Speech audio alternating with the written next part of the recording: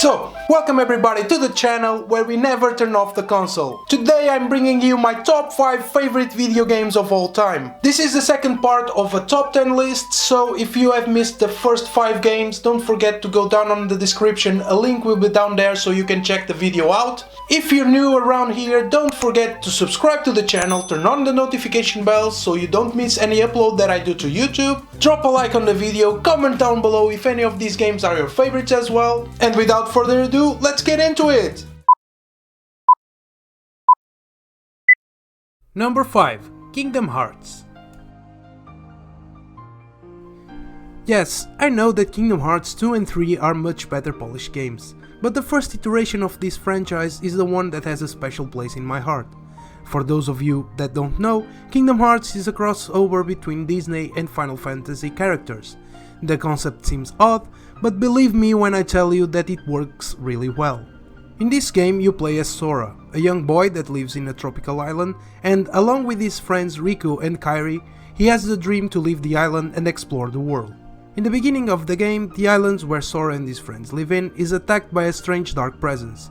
Sora gets an item called the Keyblade that is effective against the dark monsters that appear, known as Heartless, but because of the overwhelming enemies, the three of them are sucked up by the darkness to different locations. Sora wakes up in a different world where he meets Donald and Goofy, and they tell him that he is a Keyblade master, and they reunite forces to save Sora's friends and to get rid of the Heartless.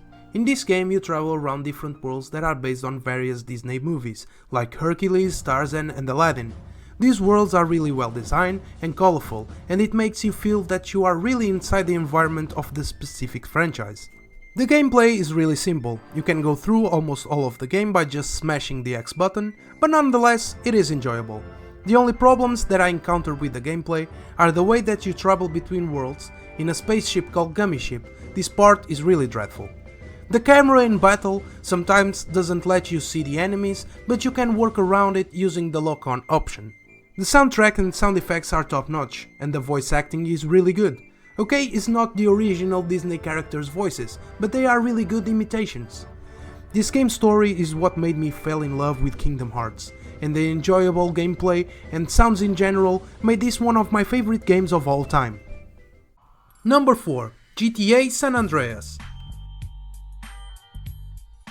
To think that this game is already 15 years old just makes me go crazy. This was a big jump in the gaming industry and the game development made by Rockstars in 2004. Of course, they were already on a high with the previous titles on PS2, GTA 3 and Vice City, but none of them had an impact like GTA San Andreas. This game was massive, with 3 huge cities to explore that were inspired by the cities of Los Angeles, Las Vegas and San Francisco.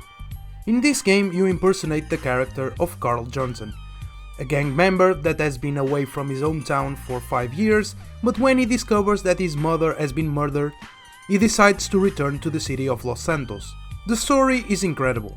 From gang conflicts to corrupt cops, from family principles to betrayals, it is a roller coaster of events that will make you feel like a gang member from the 90s on his way to the top of the food chain. It is just amazing the quantity of things to do in this game besides the main story. Like in the other previous titles, you have the liberty to explore everything at your own pace, but GTA San Andreas separates itself from the other games because how much big the map is and the additional things that you can do. One of my favorites was the fact that you could go to the gym and get buffed, or eat like a madman and get super fat. You had the ability to create the CJ that you wanted to be. The gameplay was similar to its predecessors, with some redefined controls, and that was everything that you could ask for.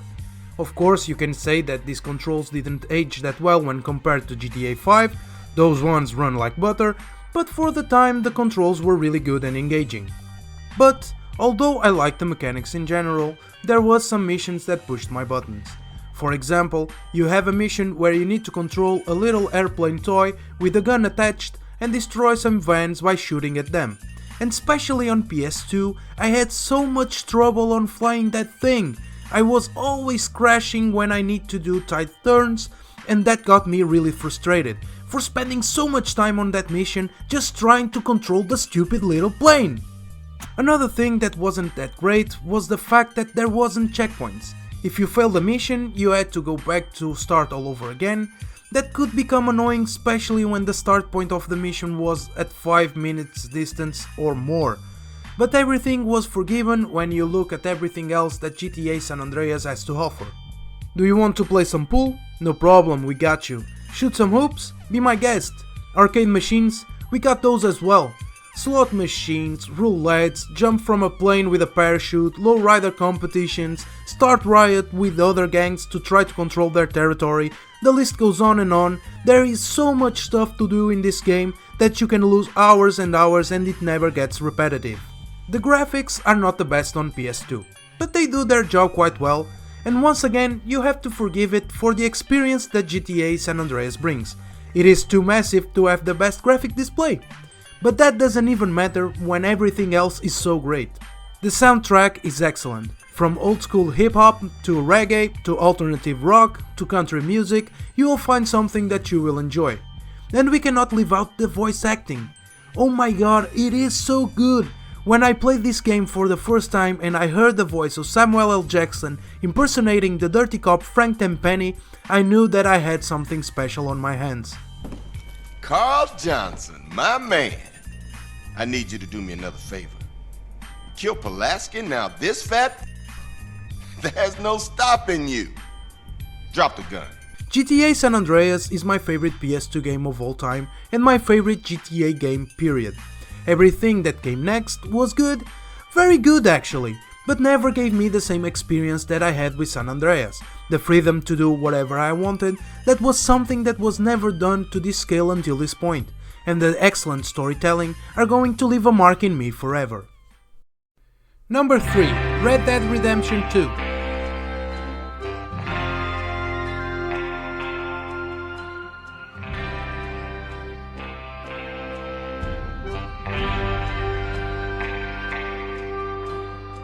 Eight years that we had to wait until we got the second game of Red Dead Redemption. 8 long years, but oh boy did Rockstar deliver. It was worth the wait. My god, what a masterpiece that we have at our disposal. This game is a prequel to the first Red Dead Redemption and tells us the story of Arthur Morgan, an outlaw, member of a gang on the run from justice and seeking their definition of freedom. The game takes place in 1990 and it starts with the gang retreated to the mountains after a job that went wrong that culminated with them being pursued by the law reinforcements. At first, you are set on a really hostile environment where the gang needs to act quickly so they can reallocate and survive. After this, the game opens up and you get to explore the vast world that is presented to you. And you are in for a treat. There are so many things that you can do in this game that you can lose hours upon hours just doing things that will not advance the story at all. You can go fish, hunt, play poker, dominoes, have a drink in a bar, or just install complete chaos in the villages around the gigantic map that you have at your disposal. The gameplay is really slow, but that doesn't mean that it's boring. You can look at it as an interactive movie. The attention to detail is just out of this world, and you feel immersed on every single aspect of this game. The shootouts are awesome, the way you interact with other characters make you create real bonds with the people around you, and riding your horse throughout the different locations is just as pleasant as it is beautiful to look at. The graphics are the most amazing thing that I ever experienced in a video game. Everything is full of life, and in contrast with the first game, in Red Dead Redemption 2 you have all sorts of beautiful places to visit. You have big landscapes, the mountains are gorgeous, the lakes are as real as it gets, really dense forest where you can hunt, and an industrialized city with a lot to visit and explore. The storytelling in Red Dead Redemption 2 is just awesome.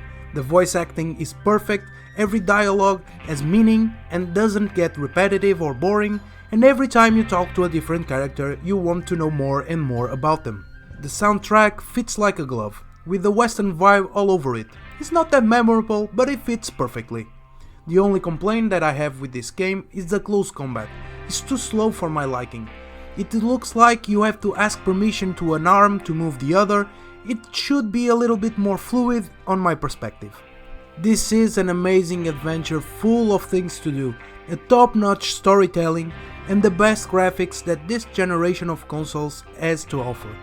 If you never played this game, you don't know the tons of fun that you are missing out. Do yourself a favor and play this game as soon as possible. Number 2. The Legend of Zelda Breath of the Wild.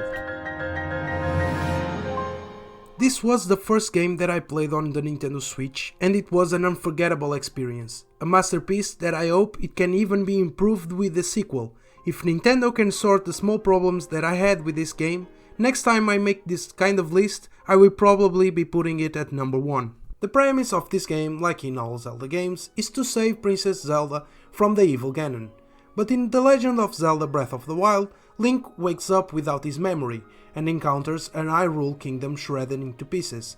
But along the adventure you start to realize what happened and you start to gain your memory back. Now, let's talk about the open world.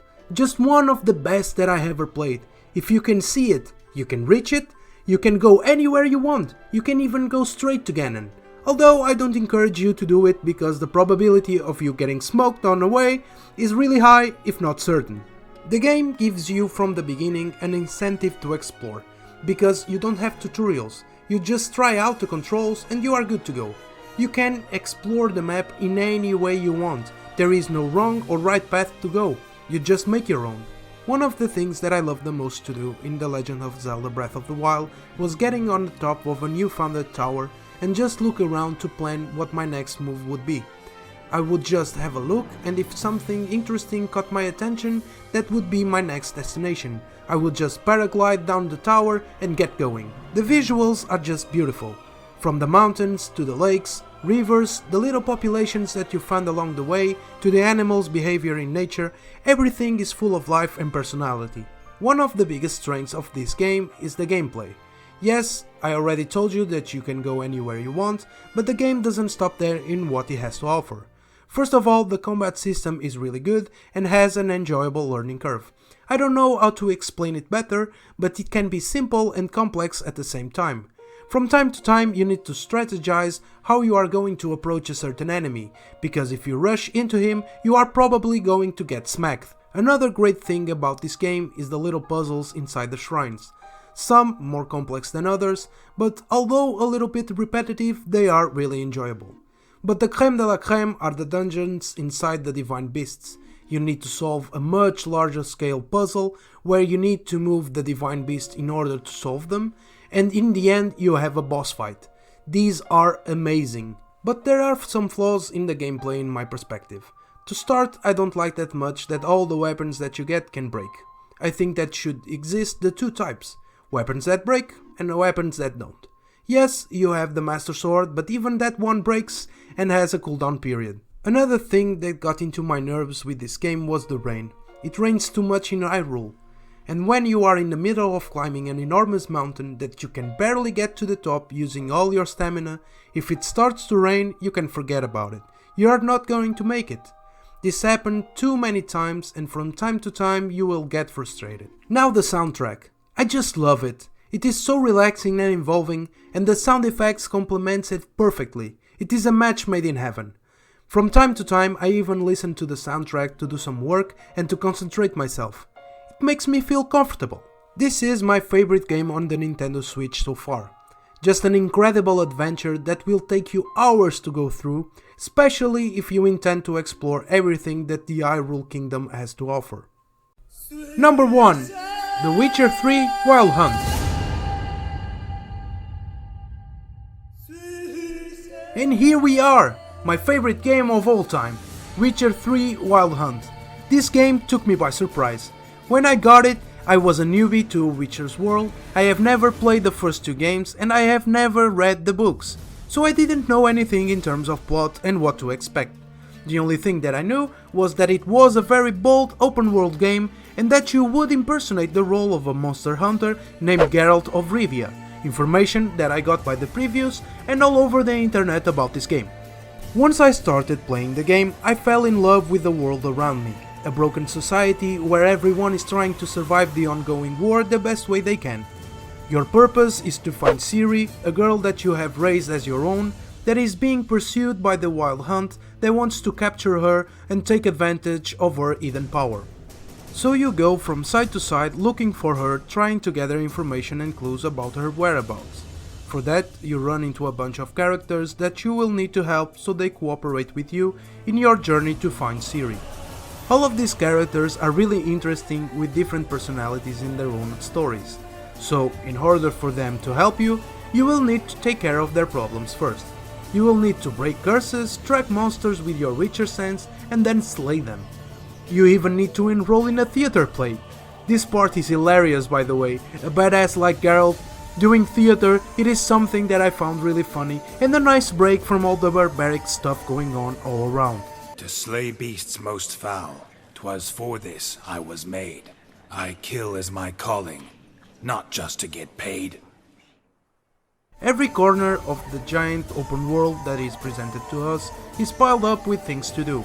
Alongside the main story, you have multiple side quests, monster contract hunts, and treasures to find, that in my opinion are just as enjoyable as the main objective of the game. In every side quest, the characters are filled with personality and have their own mini storyline, and with these quests, you start to feel even more connected with the world that is in front of you. Another thing that I really enjoy about this game is the fact that your actions and choices have an important impact on how things unveil. Sometimes you will have to make a choice between two sides and will impact the course of history. The gameplay is amazing. The liberty that you have to explore the world around you, the combat mechanics are really satisfactory, and even the card game Gwent is really cool to play and to collect all the different cards. One thing that I don't like that much in the gameplay is the mechanics on your horse Roach. It is a little bit annoying to ride, and many times when you call him, he will spawn in a strange place really difficult to access from where you stand. The graphics in this game are breathtaking. Everything looks so detailed, the monsters that you encounter are amazing, it is just a joy to look at. This is something that you are going to miss a little in the Nintendo Switch version, but hey, be grateful that you can take this game with you anywhere you want.